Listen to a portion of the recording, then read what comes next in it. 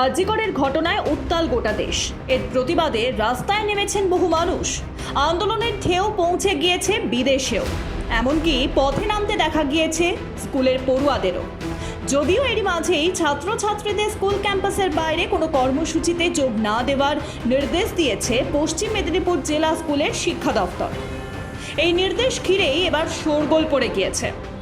আন্দোলন রুখতে এই পদক্ষেপ বলে দাবি বিরোধীদের। বৃহস্পতিবার পশ্চিম মেদিনীপুরের জেলা বিদ্যালয় পরিদর্শক স্বপন কুমার সামন্ত একটি নির্দেশিকা জারি করেন। এই নোটিশে জানানো হয়েছে স্কুলের পড়ুয়ারা তাদের স্কুলের অনুষ্ঠান ছাড়া অন্য কোনো অনুষ্ঠানে যোগ দিতে পারবেন না। অধিকাংশ শিক্ষক জানিয়েছেন তারা ইমেলের মাধ্যমে সেই নোটিশ পেয়েছেন। আজিকর কাণ্ডের প্রতিবাদে সামিল হয়েছে গোটা দেশ। দোষীদের গ্রেফতার এবং চরম শাস্তির দাবিতে লাগাতার মিছিল মিটিং চলছে। বাদ যাচ্ছেন না স্কুল পড়ুয়ারাও।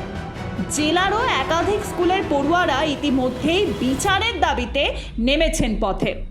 আর এই পরিস্থিতিতেই জেলা শিক্ষা দপ্তরের নির্দেশিকায় একাধিক প্রশ্ন উঠতে শুরু করেছে।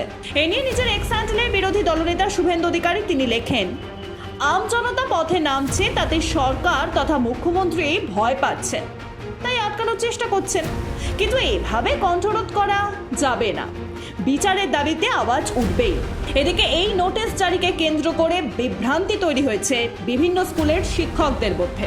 তাদের মতে স্কুল শেষ হয়ে যাওয়ার পর ছাত্রছাত্রীরা কোথায় কি করবে, কোন অনুষ্ঠানে যাবে, স্কুল কিভাবে আটকাবে?